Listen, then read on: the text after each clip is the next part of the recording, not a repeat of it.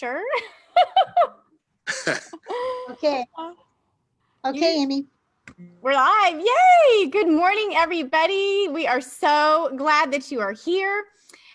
We have made it to Facebook Live on another beautiful Sunday morning. Blessings, blessings, blessings, bright beings of light. I am finding you all on my phone here in front of me so that I can see who's logging on with us, and I can see all of your names joining in to our live Facebook this morning. We love you. We bless you. We're so glad you're here. It's a miraculous day to be together. And I am so, so grateful that we are joining here together. My name is Amy Van Ling, and I'm the spiritual director here at Brentwood Inspired Living Center. And I am so thrilled today to welcome back Matthew Fox. He will be sharing with us from his latest book, and we are just so excited. Thank you, Matthew, for being here. We are grateful, and we have our blessing of John Shin, our fantastic, fabulous, out of this world musician with us today, sharing. Thank you. He was having some internet trouble, so he quickly shifted into the phone, and we thank you for all your innovativeness and smooth transitioning on Sunday morning when we have little technology glitches show up. So thank you. Go with it. Go with it. We flow. We appreciate you. And our amazing, fantastic board president, Jan Knight, is here to share our inspirational reading. Messages of abundance with us this morning, and we appreciate and love you dearly. So let me see who is logging on with us. I am so delighted that you are all here. Good morning, Dawn and Maria. Carol, Matthew is here. Yay, Nancy, Beverly. I am so glad. Matthew says, you look great, Jan. Thank you, Matthew. I know she appreciates it. I'm glad you're here. I know our services have different times, so you get to pop on with us. That's really a benefit of Zoom. We have options. We can go from one to the next thing. David is here. Good morning, David. So nice to see you. Everybody else logging on. Good morning, Luinda. We've got all of our beautiful, bright beings of love logging in. I see you. Thank you for joining with us, you spectacular souls. I'm thrilled. I'm thrilled to have you here this morning into our space. How is everybody doing? Hello, Siggy. How are we holding the high watch in the world, beautiful light workers? Good morning, Dave. Dave says, good morning and blessings to Matthew, John, Jan, and our whole community. Thank you. We appreciate it. Good morning, Karen. Everybody is logging in. How are we all taking care of ourselves? Staying healthy, taking our vitamins, drinking clean water,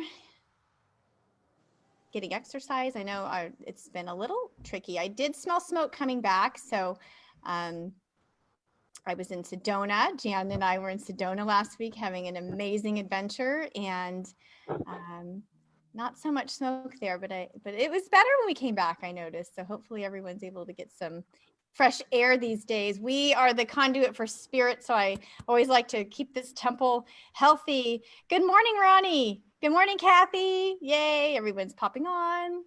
Our numbers are climbing up. Welcome, welcome, welcome.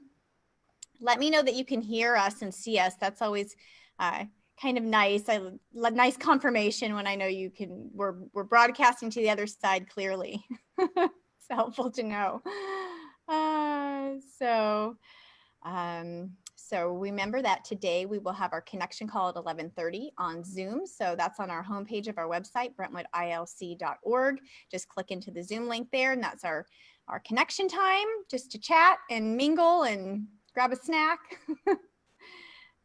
Good morning, everyone. Thank you for joining us, spectacular human beings. We are so grateful. We are grateful that you are part of this beautiful collective sacred space. Thank you, Matthew. He says audio is excellent. I like to hear that. That is music to my ears on Sunday morning.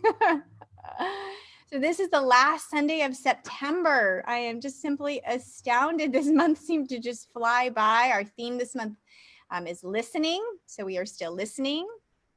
How are we listening? Good morning, Jenny. And good morning, Julie. Yeah, I see Dave's name, so I say good morning, Dave, but I should know this, that Julie is right there next to Dave. Good morning, both of you. Okay, so what are our announcements? We've got some things going on. We have weekly transformational, supportive, fantastic, loving, compassionate. We used to call them small groups, but they're not very small anymore. So groups meeting, loving groups meeting, and I invite everyone to get involved in those. You can find those on our website, on our discussion group page. We have yard sale plans. We are moving forward with our annual yard sale, with precautions, of course. And that is going to be on October 10th. At 6 a.m. we will set up. So if you have items, bring them out at 6 a.m. and bring a table if you have a table, because we need some extra tables. That would be very helpful. Anything you have, bring it on down. Right in our parking lot is where that's going to be held. That's October 10th. I'm going backwards a month. October 10th. Don't come on August 10th. That'd be too far away. So we have our timeshare raffle going on. Thank you, Nancy, for keeping that organized. You can buy a card to get into a drawing for a timeshare, for a week timeshare, anywhere of your choosing. It's pretty amazing. That's on our events page and our fundraiser page on our website also. So if you're interested in that and you think you might forget later today, just tag Nancy in the feed right now on the comments. That's an easy way to do that. Let's see who else. Oh, good morning, Florence. Blessings, everybody. We are so grateful that you are here. So we're going to get started, and I'm going to open us with our mission statement this morning. So if you just breathe into this with me. We are an open, heart-centered spiritual community honoring the one presence within us. We welcome all to connect, grow, and expand in wisdom, compassion, and love. Thank you for joining with us. I'm going to hand the screen over here to Jan. She has our inspirational reading for us this morning. Thank you, Jan. Good morning, everyone. It's so great to be back and to be here and to be on with you and to look outside and see the sun shining and a beautiful day and very little smoke.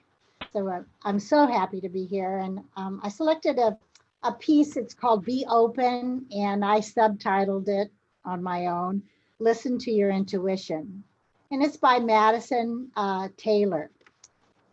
So the preface is, as we live, we will go through the processes of opening to new information, integrating it, and stabilizing our worldview. So living in an information age, it's easy to become overwhelmed by the constant influx of scientific studies, breaking news, and even spiritual revelations that fill our bookshelves, our radio waves, and our inboxes. No sooner have we decided what to eat or how to think about the universe than a new study or a new book comes out, confounding our well-researched opinions. So after a while, we may be tempted to dismiss or ignore new information in the interest of stabilizing our own point of view that we have established. And this is pretty understandable. Rather than closing down, though, we might try instead to remain open by allowing our intuition to guide us.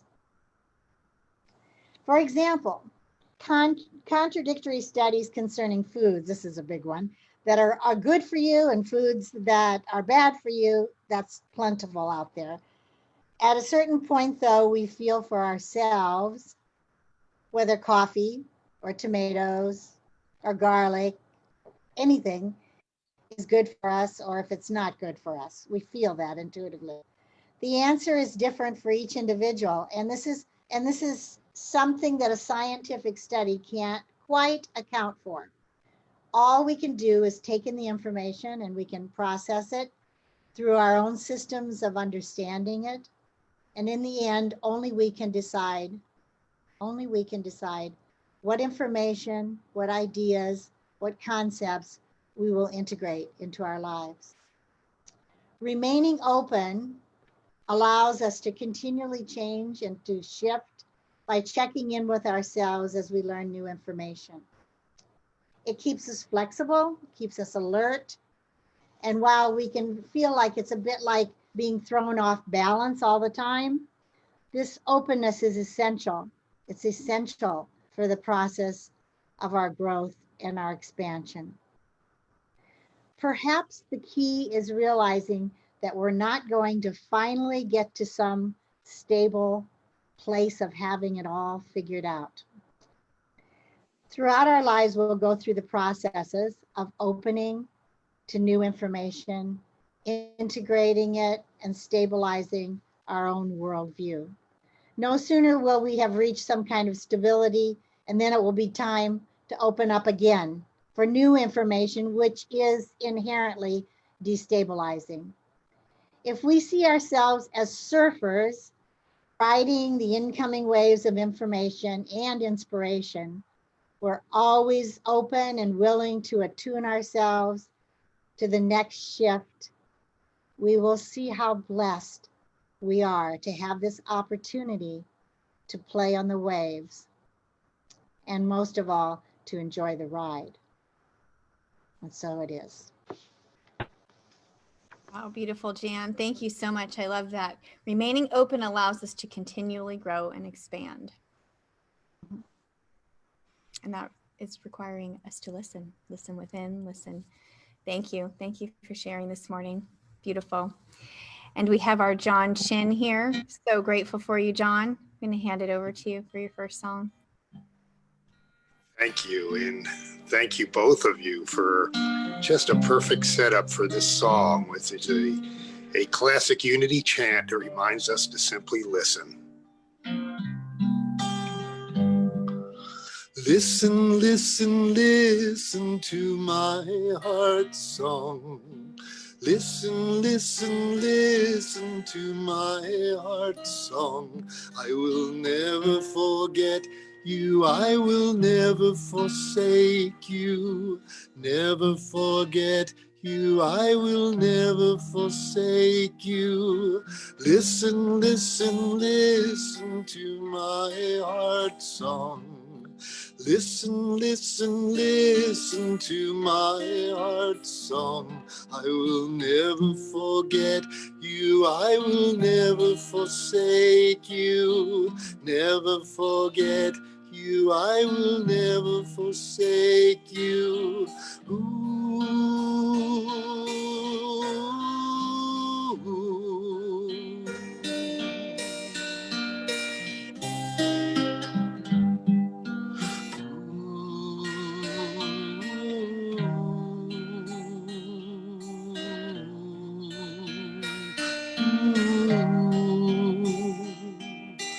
Listen, listen, listen to my heart's song. Listen, listen, listen to my heart's song. I will never forget you, I will never forsake you. Never forget you, I will never forsake you. Listen, listen, listen to my heart's song. Listen, listen, listen to my heart's song. I will never forget you, I will never forsake you. Never forget you, I will never forsake you.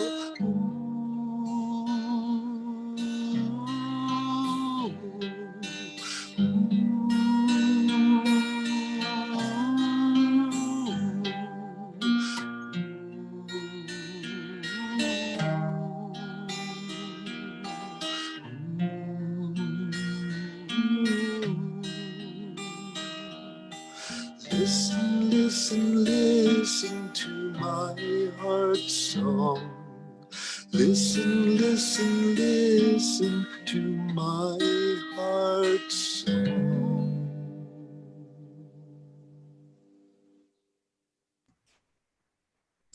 So beautiful, John. Thank you so very, very much. Always so much heart, I feel, in your music. Thank you. It's a privilege. Oh, we're grateful for you. Jan, I'm handing it over to you for our reminders on abundance and all of the law of circulation and great stuff for us this morning. I appreciate you. Thank you, Amy, and thank you, John, for that beautiful song, which goes way back. Yep. I just love that. now Could you and try back. again? It's talking to me. I don't know why. It's okay, you're back. I understand. It's okay. I'm here. Can you hear me, We Amy? see you and hear you. It's all good. Yeah. Okay. We're like Wonderful. our technology this morning has been a little wonky. That's okay. Really weird. We just roll with it. Okay, so let's pause now. Let's pause together and let's recognize and honor this time of blessing our wonderful center and our community. This is our time to join in celebration. And we celebrate our abundance, knowing that we're prosperous in all ways. Let us now open our hearts as we think about the practice of giving.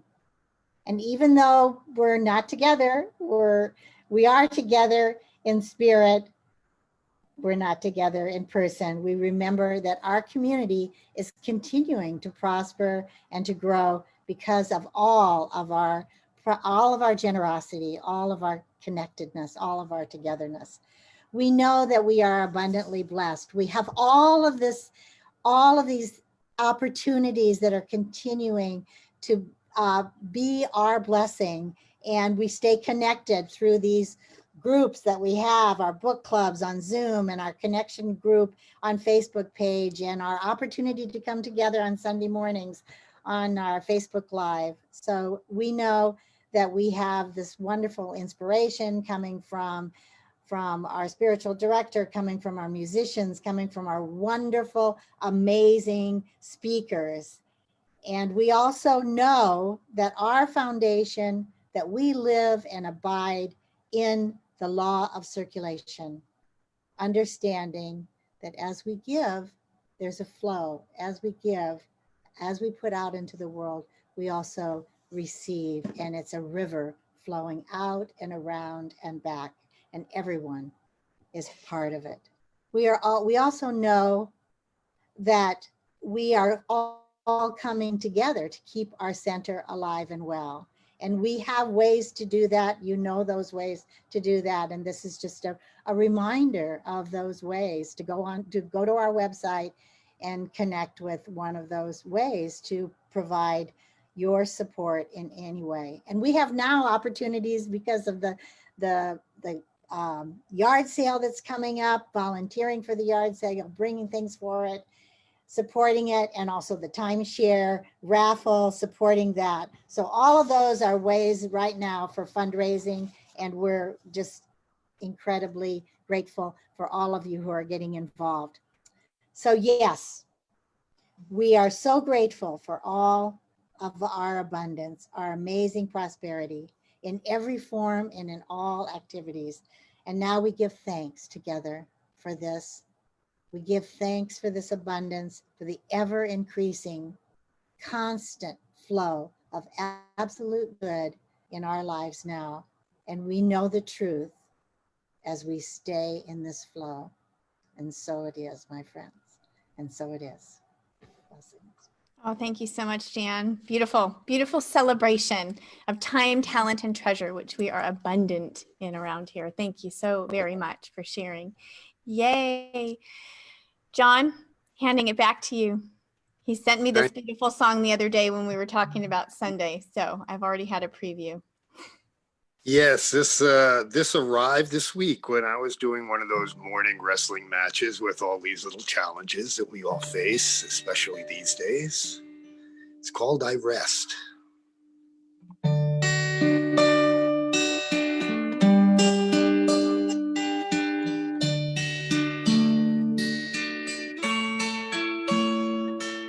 I rest in the loving, freely flowing, guiding field as perfect light and wisdom, true compassion are revealed. No need to fix or fear.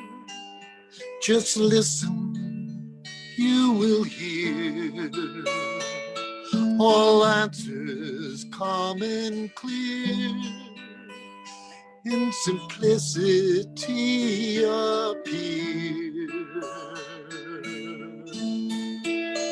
So just rest in the loving, freely flowing, guiding field as perfect light and wisdom, true compassion are revealed. Every thought and feeling sourced from within this holy space. All answers to the questions simply here, all in this place. So just rest in the loving, freely flowing, guiding field as perfect light and wisdom, true compassion are revealed. Yes, just rest in the loving, freely flowing, guiding field as perfect light and wisdom, true compassion are revealed. And I'm free, and I'm free, and I'm free. And I'm free.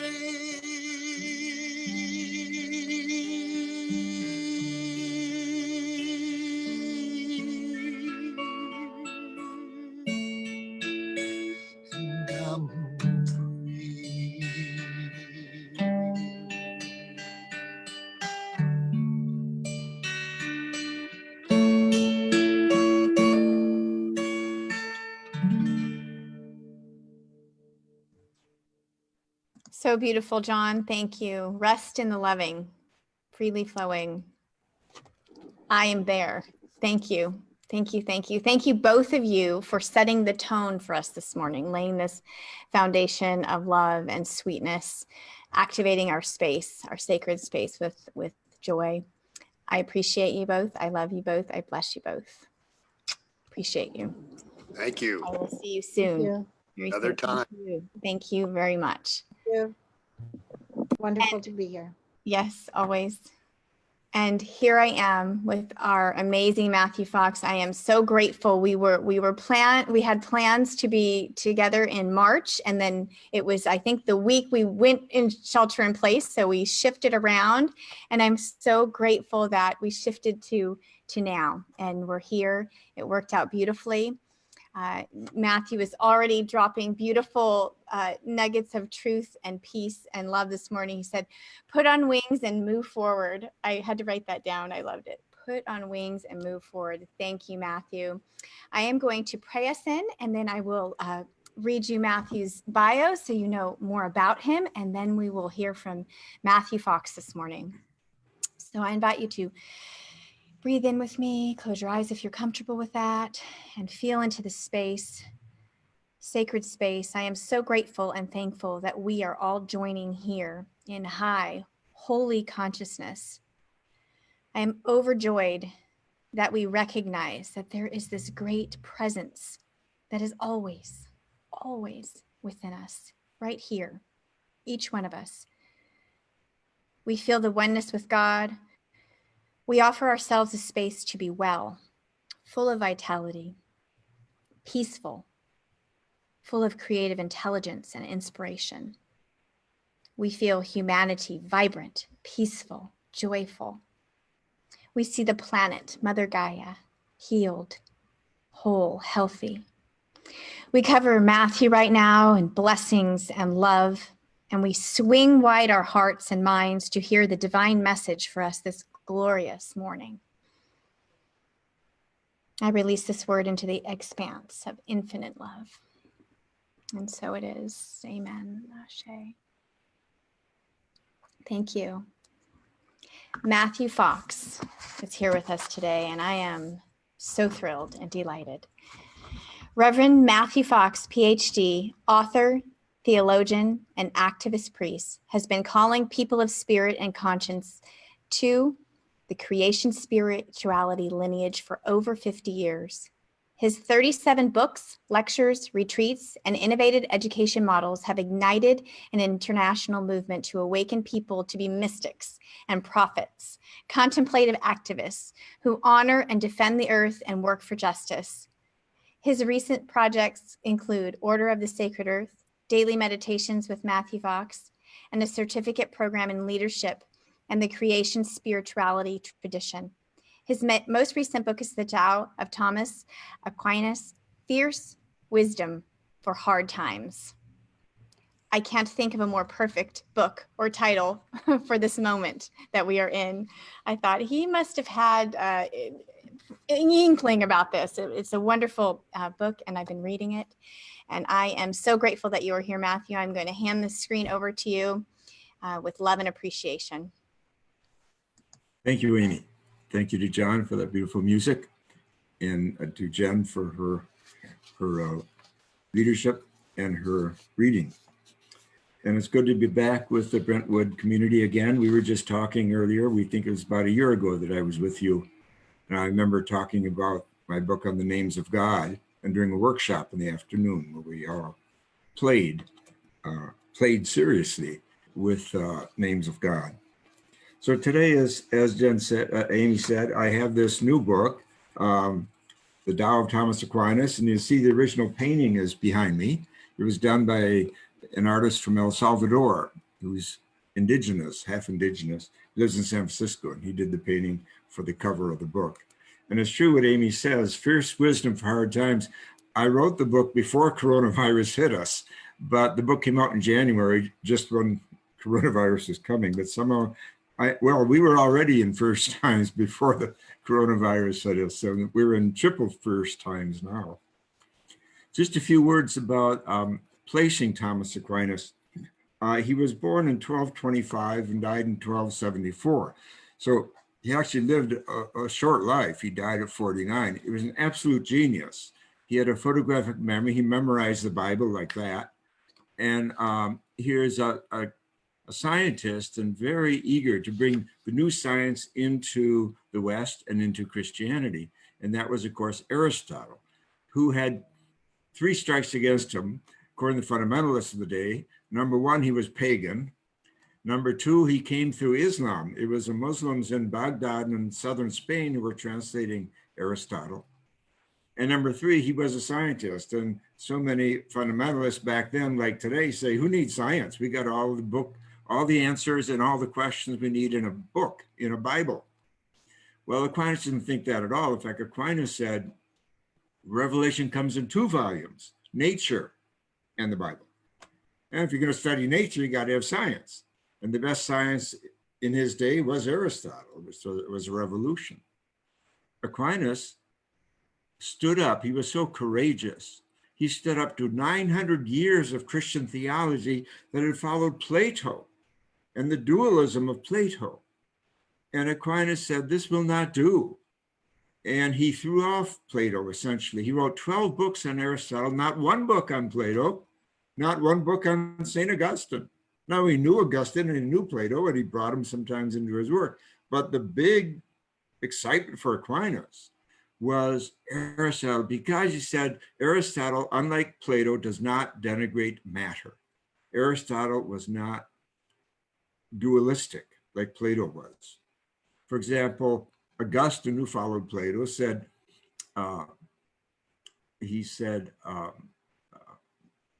soul and body are at war with each other. Aquinas doesn't say that. Einstein, who was a student of Aquinas, or rather, Eckhart, who was a student of Aquinas, came right after him. He said the soul loves the body. So those are two different philosophies. And Aquinas is a proto-feminist because the essence of feminism, according to Rosemary Ruther, a great feminist theologian, is non-dualism. Patriarchy is dualistic because it's about control. And feminism is about non-dualism. There's no question whatsoever that Aquinas' whole life was about fighting for non-dualism. And he was harangued for it. He was condemned 3 times after he died by bishops of England and Paris. Why? Because he talked about the consubstantiality of body and soul. That is the equality of matter and spirit and body and soul. So he was a fierce warrior and so wonderful. Now, Amy mentioned this lineage of creation spirituality. So I'm going to put Aquinas in the place here.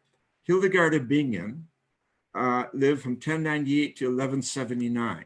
So throughout the great part of the 12th century and its Renaissance. I call her the grandmother of this movement, the Rhineland mystic movement. Francis of Assisi was born 2 years after Hildegard died. So it's like a baton being passed. There's Hildegard, there's Francis, you've all heard of him. And then Aquinas was 1 year old when Francis died. So you can see the baton being passed in this creation spirituality lineage. And by the way, Rumi, who many of you know, was a contemporary of Aquinas. And Aquinas died 1 year after Rumi died. That's how close they were in the time. Mechtilde of Magdeburg, a Beguine, which was a women's movement of the Middle Ages, not a nun and not married, a Beguine, she was a contemporary too of Aquinas. She died in 1280. And then Meister Eckhart was a Dominican like Aquinas was, and he was 15 years old when Aquinas died. He was studying. He had joined the Dominicans at 15. So he was in his novitiate year when Aquinas died. And then the wonderful Julian of Norwich came along in 1342. So she's about a century after Aquinas. And I just finished a book on her that'll be coming out next month. She's amazing because she lived through the greatest pandemic of the West, bubonic plague. She was 7 when the bubonic plague hit, and it kept coming back in waves 7 different times in her lifetime. She lived into her 80s. And of course, they didn't have science at the time, so people were freaking out. For example, many men had these clubs. They said, well, what's the cause of this ugly death that's happening all over? 1 out of 2, or between 1 out of 2 and 1 out of 3 Europeans died of the plague. It was that bad. 35 to 40% to 50%. Some of these men freaked out, and they created these clubs of flagellation. They would go around 3 villages a day was their goal, to flagellate themselves in each village, because it was their sins, of course, that caused the Black Death, they were saying. Julian did not go down that rabbit hole. She stayed true to this tradition about the goodness of nature. She says God is nature, and God is in nature, and nature is in God, and God is in us, and we are in God, and it's thoroughly good. And she said, I see no wrath in God. I see no vengeance in God. She developed the motherhood of God. Julian of Norwich was a feminist 700 years before the word. And of course, she was ignored for 300 years. Her book wasn't published. It's a pretty long time to wait for your first book review, I would propose. And when it did come out in the 17th century, hardly anyone read it. One person who did read it in the 19th century was Florence Nightingale.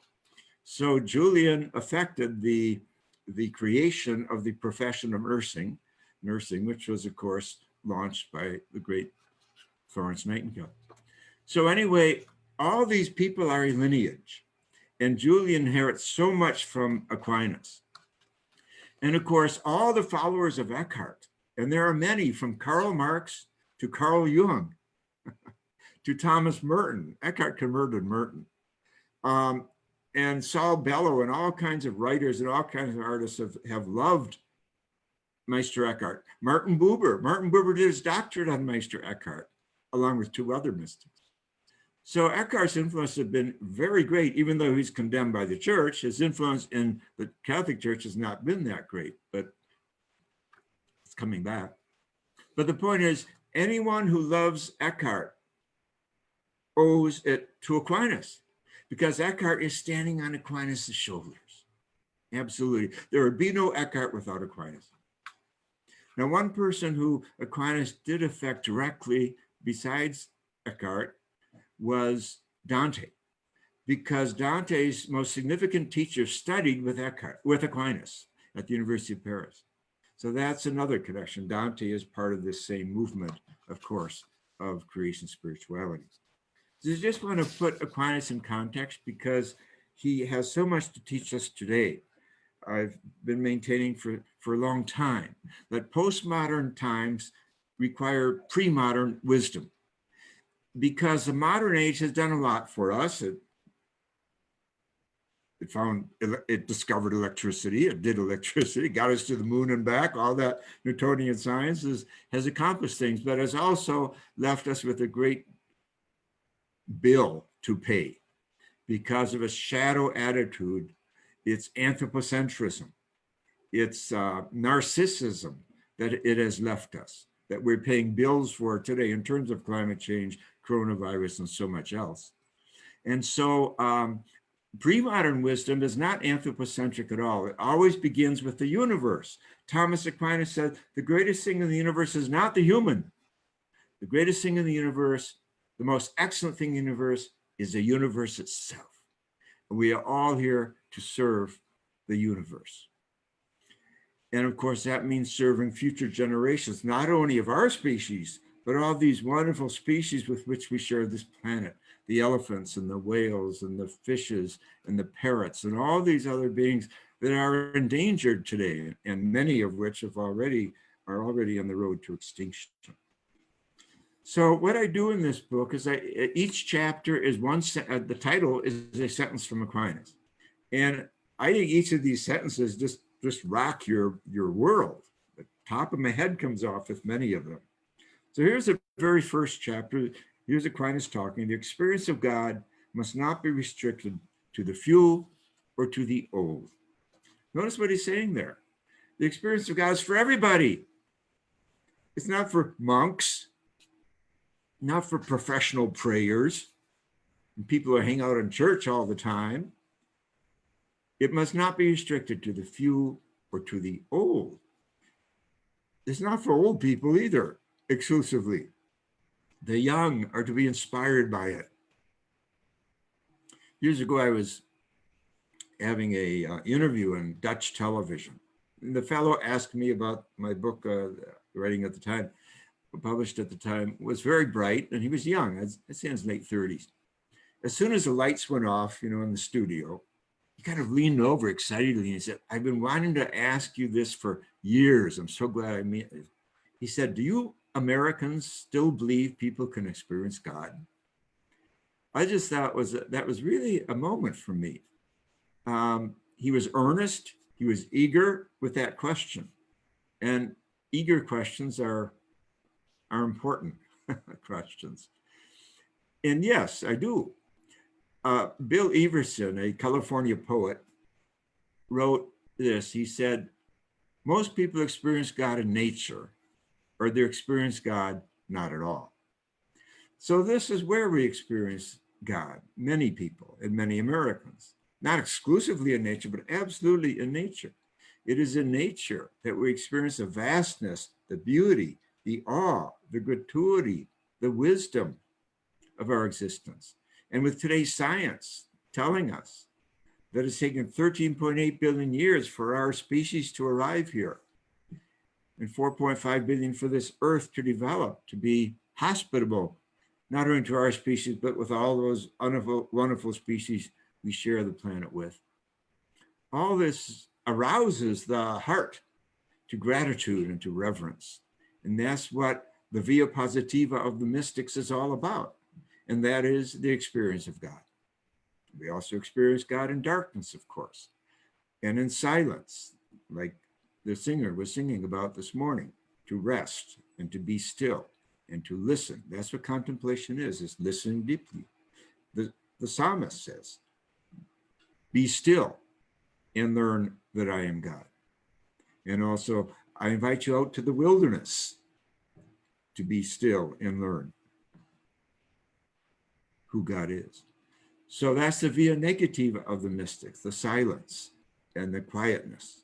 So yes, we do experience God. And I think lots of people do, but they don't have the word for it because religion has so often been, well, slow, to put it benignly, in connecting to its mystical lineage.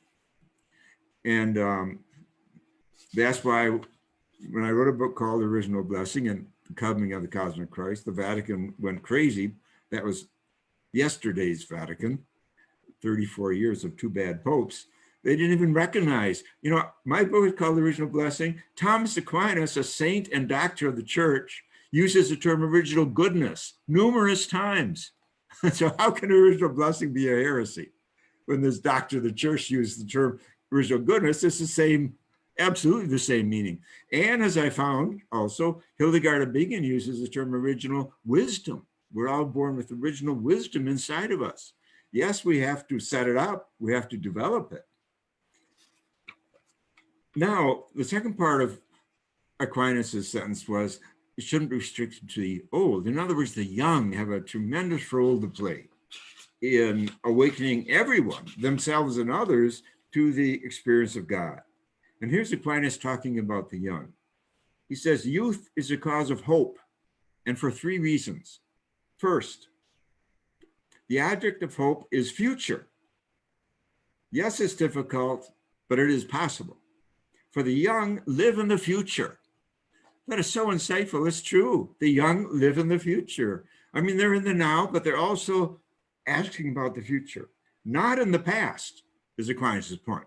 The young are not invested in the past. That's why they're more in the future than those who are running institutions are. They are not lost in memories, says Aquinas, but full of confidence. Full of confidence. Secondly, their warmth of nature, their high spirits, an expansive heart embolden them to reach out to difficult projects. In other words, the young go for adventure. And Alfred North Whitehead, the scientist, said that when religion loses its adventure, it's as good as dead. And it's dead because the young leave when there's no adventure. When there's only rules and dogmas and structures, it's boring.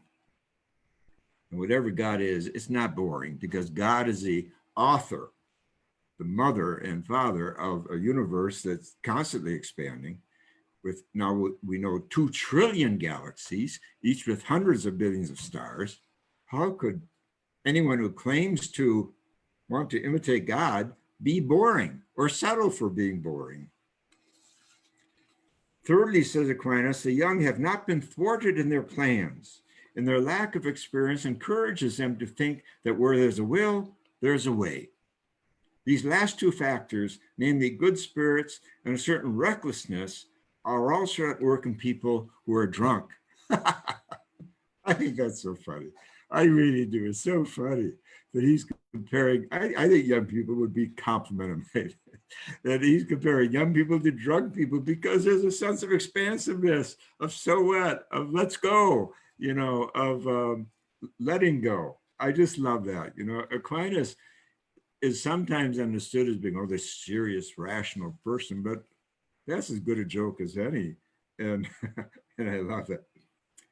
So chapter 2 has a wonderful title, also straight from Aquinas. He says, he's quoting from the psalmist. The psalmist says, they shall be drunk with the beauty of thy house. So here we are, we're back to ecstasy again and drunkenness. Aquinas uses the term intoxication often when he's talking about love and ecstasy. So the psalm says they should be drunk with the beauty of thy house. And Aquinas says that is the universe. So in one word, Aquinas tells us we're in this world to get drunk on the beauty of the universe. That's what it's about. That's what it's about. We're here for ecstasy's sake. Now, I'm sure you can begin to feel how big his heart and mind are inviting us all into this bigness. He says the greatest thing about the human person is that we are capable of the universe. We are capable of the universe. We're all capable of the universe. And we have these, that's why being in nature can be such a spiritual experience. We have these cosmic moments where we connect to the whole, W-H-O-L-E. We connect to the cosmos. And those are mystical experiences that we don't want to forget. They should be the basis of what we are about.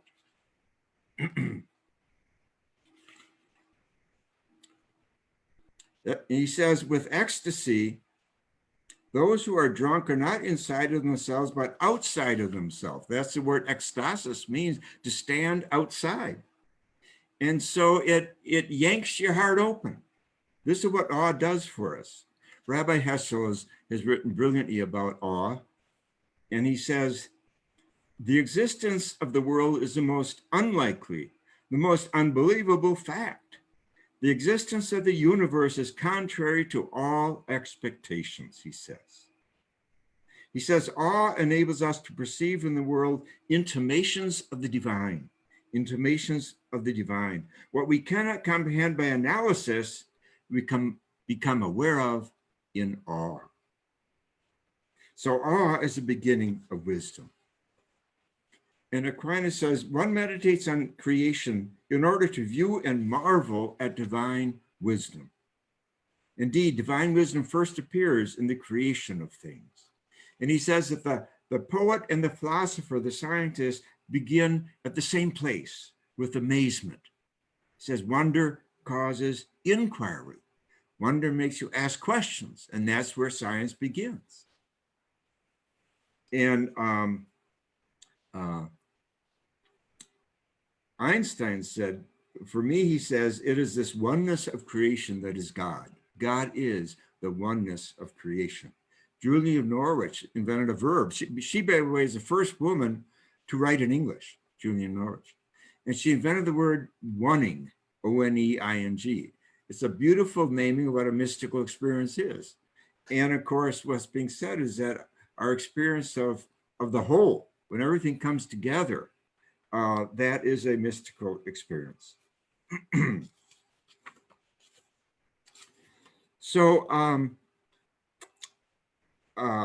going to jump ahead now to a few of his other wonderful insights gathered just, as I say, each chapter is a riffing on one of these sentences. Here's one that goes a long way. Joy is a human's noblest act.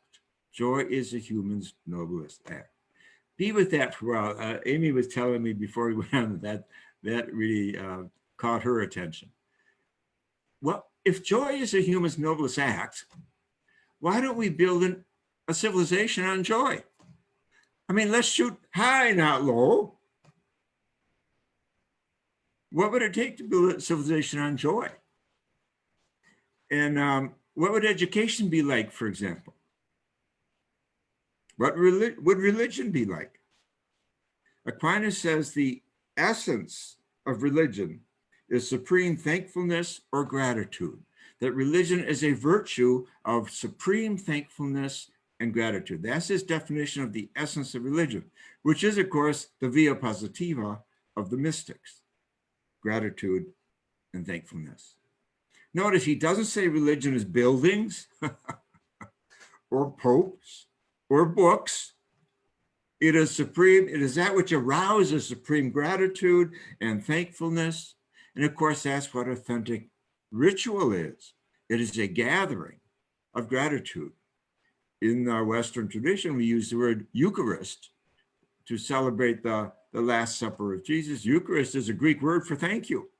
It's a gathering to say thank you. Joy is a human's noblest act. And Aquinas also says that sheer joy is God's, and this demands companionship.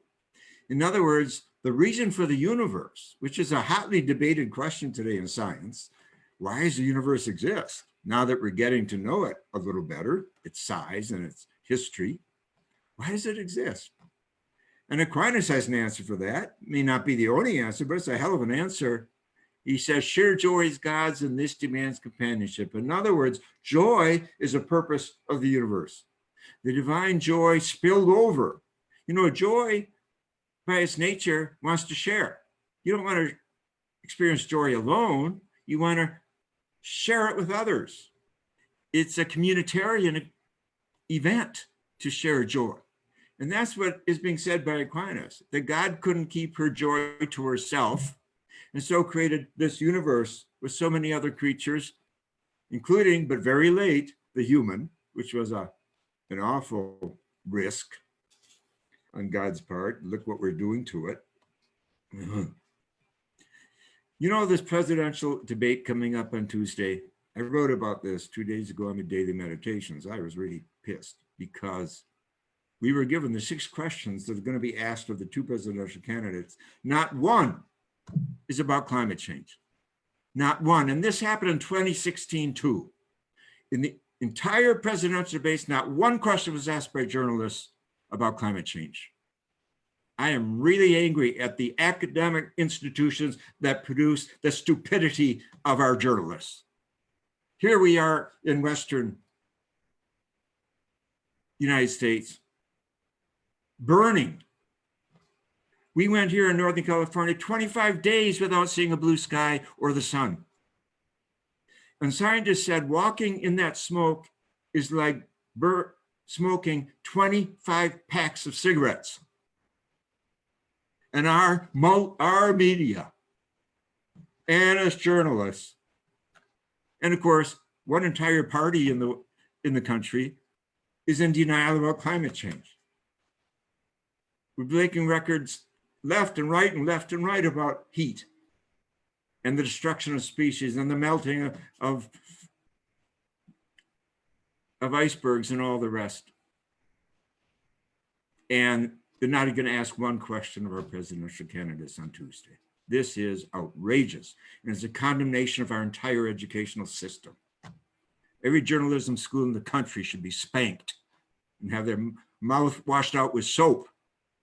That's what my parents did when we were stupid. Only this time they're bringing the earth down with them and all the other species.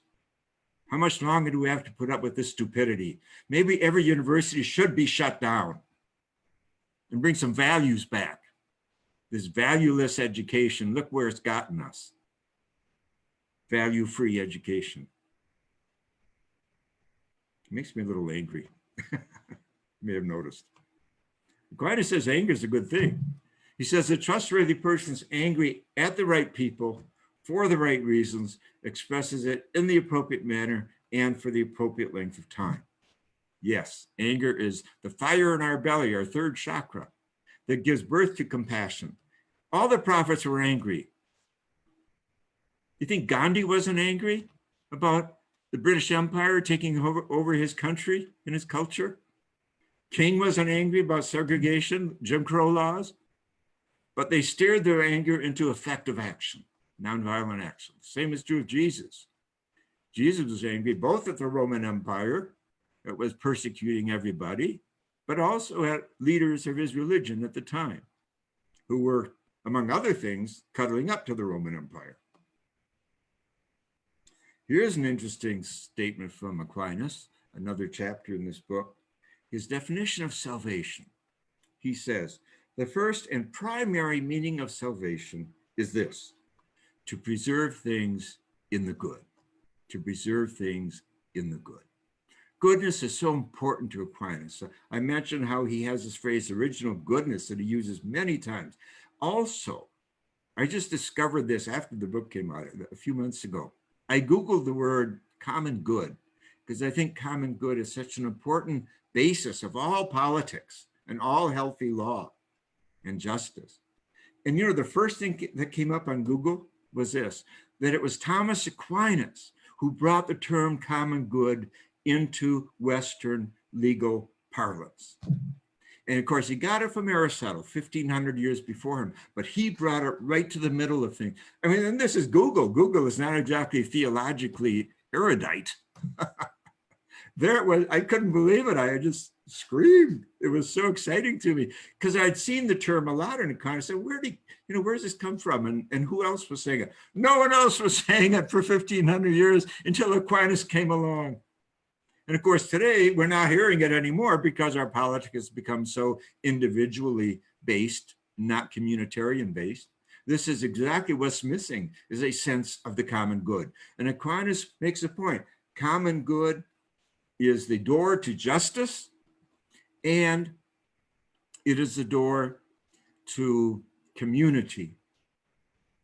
And so today, as we move from the individualism of modern consciousness to a more communitarian understanding of interdependence and kinship with all beings and with one another, and Black Lives Matter is one fine example of that, that obviously the history of racism and genocide in this country is a rupture of the common good. It's a narrowing of the word common. Oh, this country is for white people only, or it's for men only. So, I mean, the struggle for racial equality, for women's equality, for gay and lesbian equality, and now for the equality of the earth, the eco struggle, all this is about preserving things in the good. And what more perfect definition of salvation do you have? Now, Aquinas, by the way, repeats this sentence on many occasions. He's not saying to be preserving things in the good is a great definition for salvation. It's one of many definitions of it. No, he says this phrase every time. The first and primary meaning of salvation is to preserve things in the good. Notice he's not saying anything about getting to heaven or escaping hell, or beating up on your neighbor, beating them up with a Bible on their head. None of that. That's not the meaning of salvation. The meaning of salvation is we've inherited goodness, the original blessing of creation. And all of our ancestors tasted of it. And we're here to make sure that our future antecedents, our children and grandchildren and great-grandchildren, and not just our two-legged children, but the children of all the beings on the planet, the rainforests, the whales, the birds and all, that they experience the goodness too. Let's preserve this goodness, and that is salvation. I've never heard a better definition for an eco-theology than Aquinas' definition in his time. So there's so much here that is so wonderful. I would like to end, if I can, with the very last chapter, which I also find very delightful.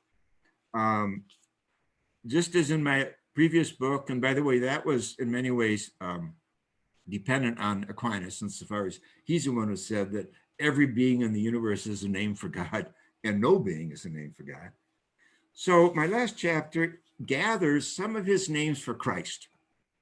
I'm so sick and tired. You know, I'm in my 80th year now, and I can tell my truth and leave the planet. You know, I don't care about stepping on toes. Of course, I didn't care a lot when I was younger either, because I stepped on a lot of Vatican toes. Apparently, they screamed awfully hard.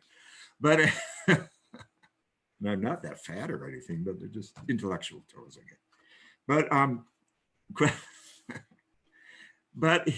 I'm so sick and tired, I'll tell you, at 80 years, coming on 80 years, of hearing that Christ is my Lord and Savior. I mean, I just am. It's so boring. You know, it's so one-dimensional. Are there any other understandings of Christ that you carry inside of you besides Lord and Savior? And by the way, please define for me what you mean by Lord or what you mean by Savior. If that's all he means to you, well, please tell me what he means, what that means. But what I love about Aquinas, here are some of his names for Christ. He says, Christ harbors a fourfold beauty: the beauty of justice, the beauty of truth, the beauty of honest conversation, and the beauty of the form of God. He says, Christ is a dew for cooling. Well, that's interesting. To me, that's much more interesting than Lord and Savior. A dew for cooling? Let's think about that for a couple of centuries. Rain for making fruitful. A seed for bringing forth fruit. And the fruit spoken of is justice. Those are Aquinas' words. Christ brings forth fruit, and the fruit is justice. The fruit Jesus teaches his justice because he has fulfilled justice by his labor, by his speaking. Isaiah says, I who announce justice and am a defender with power to save. He gave justice as a gift, 1 Corinthians. He has made wisdom and holiness and justice for us. Christ raised us up first as a victor in order to free the captive. Second, like a doctor to heal the sick. Oh, Christ is a doctor. Third, like a lawyer to acquit a defendant. Fourth, like a brave person who defends the weak. Fifth, as a husband who takes pleasure with his spouse. He also says Christ is a mother. And Julian of Norwich develops that tremendously, Christ as mother. Aquinas says Christ is a teacher. Indeed, the master teacher within each of us, He's teaching within us. He makes us teachers. He's a master teacher. He teaches the dignity of human nature, says Aquinas, and the full participation in divinity, which is truly humanity's happiness and the goal of human life. He says God became human in order that humans may become divine. He's a teacher of wisdom, and he is wisdom personified. As the book says, I, wisdom, have poured forth rivers. Christ is wisdom incarnate.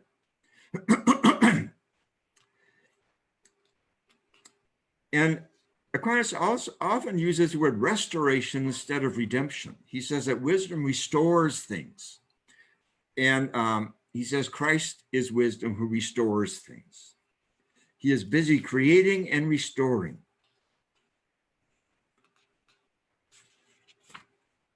Christ is cosmic wisdom.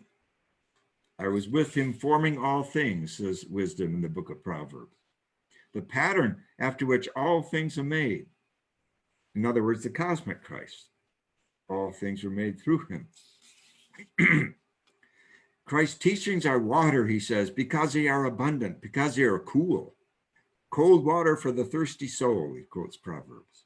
And they are fruitful. He was transfigured in order to show human beings his glory and to rouse them to desire for it themselves. So we are called to transfiguration. We are called to be cosmic Christ and other Christs as well.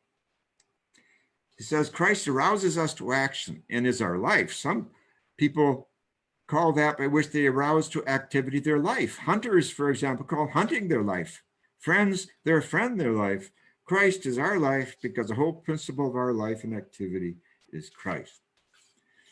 He's a warrior, a fighter for the purpose of fighting. Christ was a prophet, the greatest of the prophets, he says. Christ's coming has broken down the old barrier of damnation. The entire human race is now open to receive grace like never before. And Christ is compassion, a doctor, a gardener, a gardener. So I just wanted to flow like a shower, for these names to flow over you, to awaken your own imagination, and to give you permission to think bigger and more creatively about who is the Christ in your life. And I think this in turn will contribute to the restoration of our own souls, especially at this time of pandemic and of being locked in and all the darkness we're dealing with. It's a beautiful thing to be able to expand our consciousness in order to be stronger, to deal with the struggles of our time, the fierceness of our time. We need fierce wisdom. And I think Aquinas was fierce. He was strong, courageous, but a lover. And he stood alone in many respects, but he didn't back down. And we too have to stand up and be counted. So thank you. Good to be with you. I hope we have a few minutes for Q&A too. Wow, Matthew. I couldn't write fast enough. I'm taking notes. So good thing there's a book for everybody There you go. to get a hold of. Wow.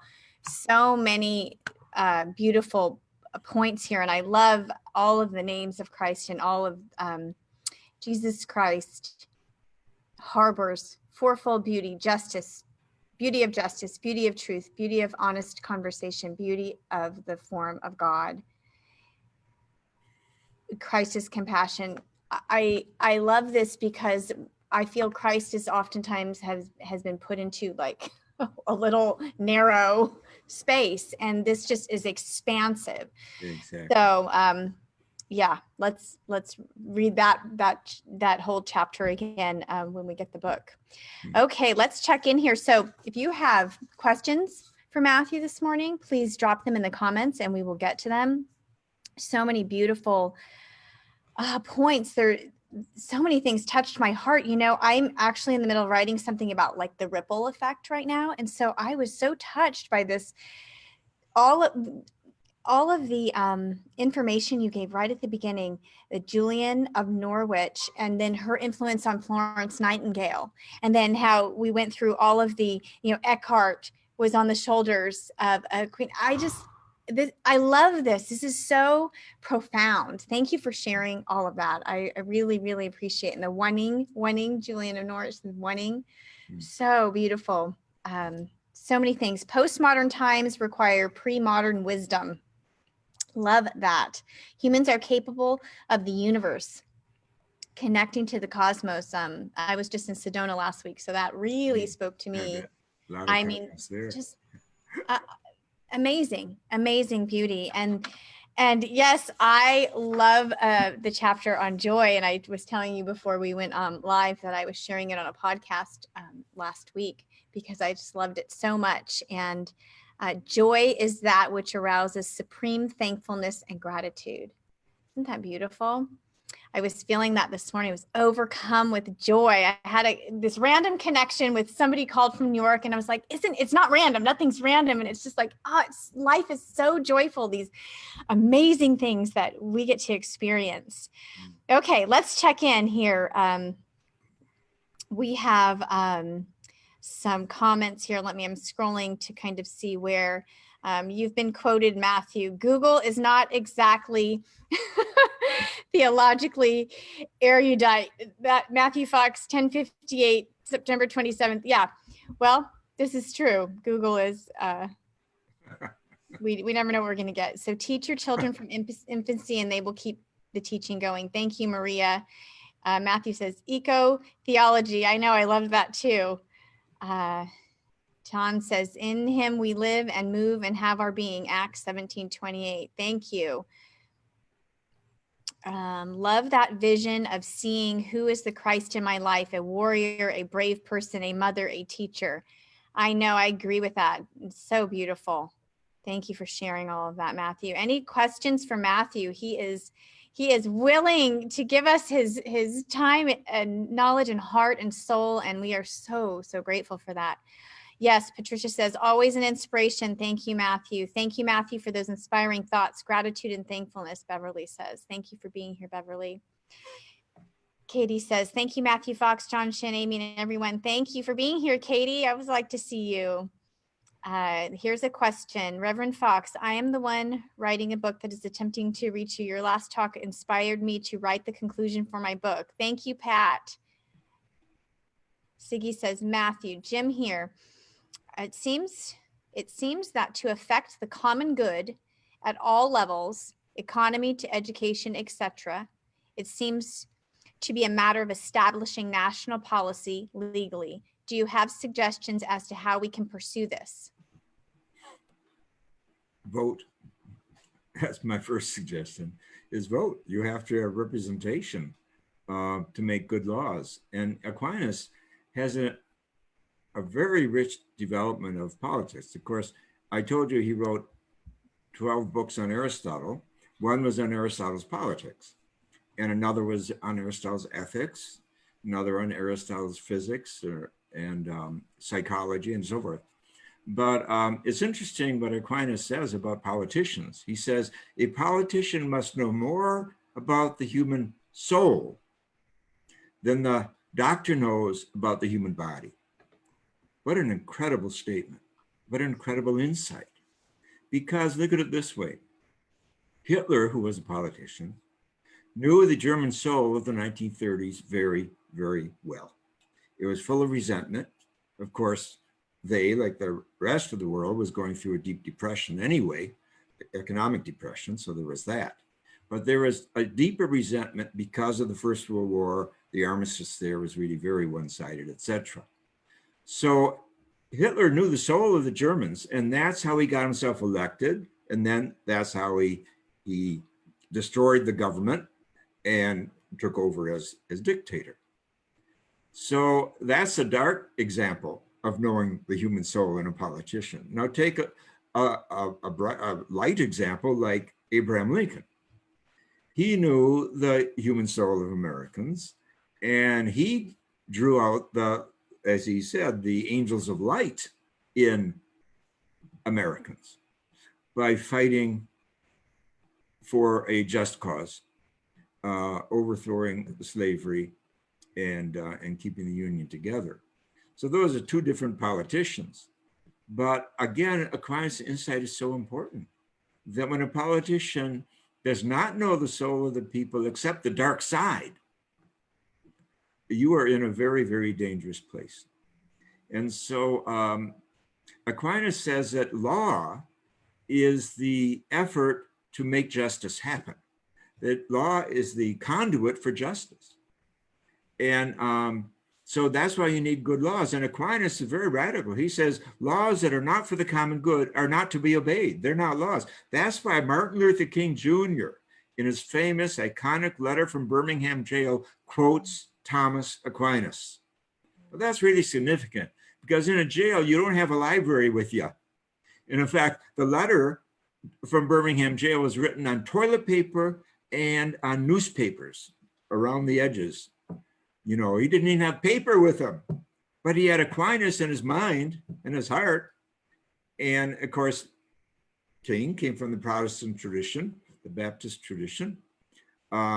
So it's not as if he was studying a lot of Aquinas in the seminary, but he was studying some. He remembered that Aquinas says that good law is based on justice. And if it's not based on justice, it's not law. You don't have to obey it. And that's exactly why King invokes Aquinas, that Aquinas talks about how good law. So who makes good laws? Well, it's supposed to be our representatives and good judges.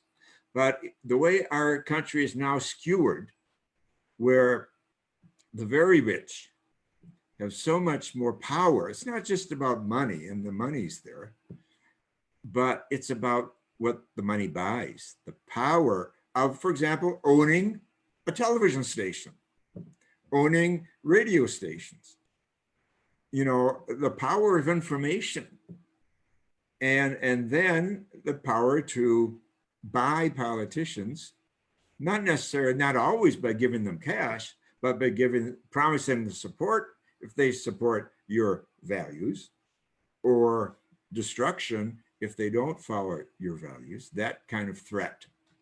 You see, that's why things like Citizen United is so horrendous. And obviously the wounds of our culture in America are coming to the fore now. The Black Lives Matter. It's a wonderful thing that white people are now marching with Black people about, and of course, Asians and others, indigenous people too, about Black Lives Matter, because we're finally waking up to what slavery has done over 400 years in America. And remember, slavery is primarily an economic problem. You want to know the problem of our culture? Go to the economics first. You know, I was just in a dialogue yesterday with John Cobb, who's now 95 years old, a wonderful, wonderful philosopher. And he's still going strong. And he made this point. He wrote a book on economics and the common good a number of years ago with an economist, Daly.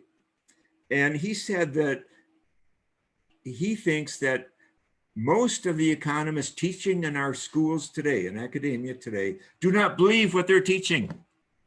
They do not believe in the economics that they're teaching and raining down on the rest of us.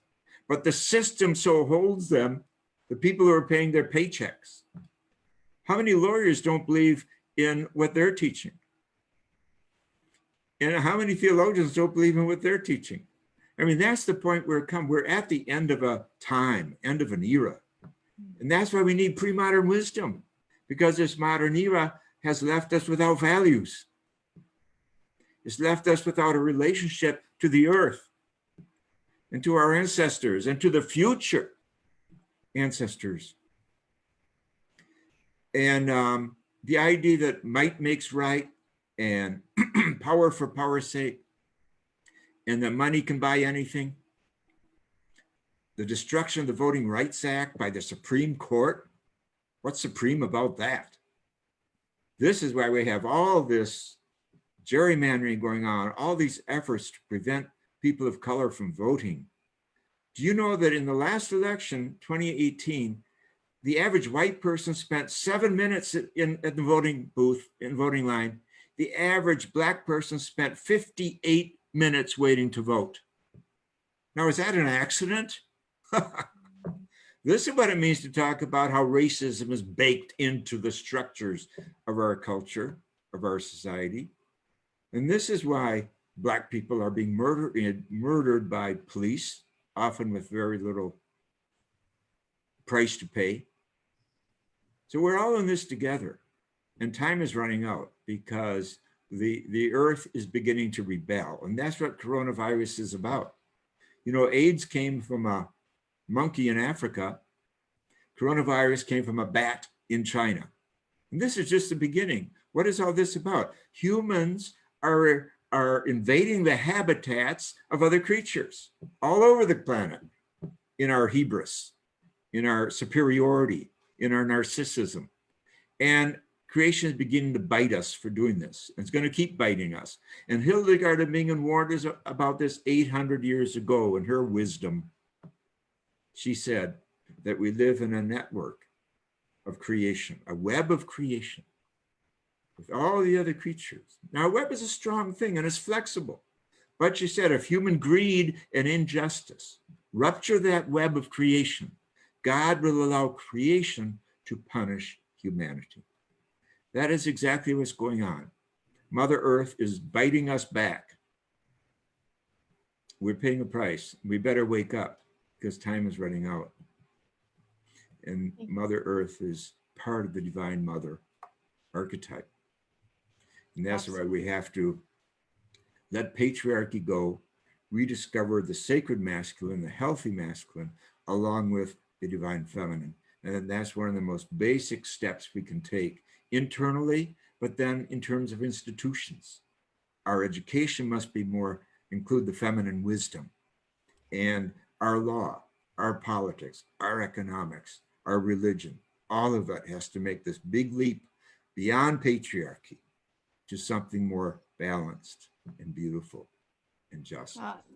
That's a talk, an hour talk in itself right there, about toxic masculinity and all of this, you know, that's too much for the moment, but I love that conversation. We've got a lot around that. So there's a few questions about that relate somewhat to that first question, politics. So I'm going to go ahead and leave that.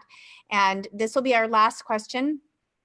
And it's from Carol. It says, I think of God in my life and don't consider Christ so much. Can they be interchanged? Well, yes, they can be interchanged. As I said in my book on the name, 89 Names of God, Christ is a name for God. For some people, Buddha is a name for God. And there are many names for God, as I said. I lay out 89, but there are a lot more than that. The Muslims have a wonderful practice of the 99 names for God. But Aquinas says every being is a name for God. So clearly Christ is one of those names. And but you know, over the centuries, many Christians have fought over which is what does it mean to say Christ is God and all this. And you know, I think we have to back away from those kind of hostile, beating each other up, going to war with each other over, as I say, the cross is easily turned into a sword. Just you turn a cross this way and you got a sword. And the Christians jumped on that in the 4th century. You know, the cross was not a symbol for Christianity until the 4th or 5th century. No, the early symbols for Christ and Christianity were the fish, the Pisces, because they knew, the early Christians knew the age of Pisces had begun, and that's two fish swimming the opposite direction. And then the other important archetype in the early centuries of Christianity was the good shepherd, as a good shepherd. And of course, that archetype is alive and well as a cosmic Christ archetype today, because a good shepherd is a marvelous archetype for an eco time, because a good shepherd really cares about the four-legged ones. In fact, a good shepherd will lay down his life for his sheep. And shepherds have had to do that because sheep are very vulnerable. They can't run fast, they can't fight back, they can't climb trees. So when the wolves come, they need help. And the two-leggeds have to help them. And so that's interesting that those two images were much more important to the Christ consciousness for the early centuries of Christianity than was the cross itself.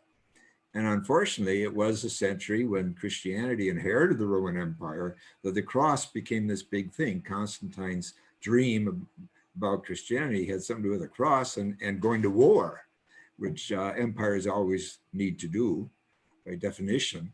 So yeah, so you want to be careful.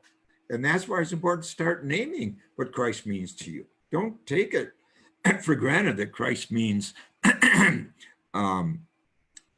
we shall overcome, in the sense of we shall beat up on other religions or other peoples.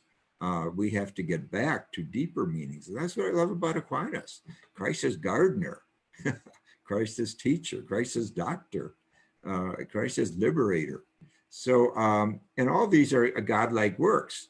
And he also says, Christ is justice, and Christ is compassion. Christ is wisdom. So yeah, all those are names for God. That's beautiful. Thank you so much, Matthew Fox. We appreciate you being here with us in consideration of and honoring our time. We're gonna conclude with the Q&A right now, but thank you everybody for joining us and being here, participating. It's a collective sacred space here, and it takes all of us. And so I appreciate you. If you or anybody you know would like life-affirming prayer, please let us know. Send us an email, send me a note, and we love to put you on our prayer list and hold you in that beautiful space.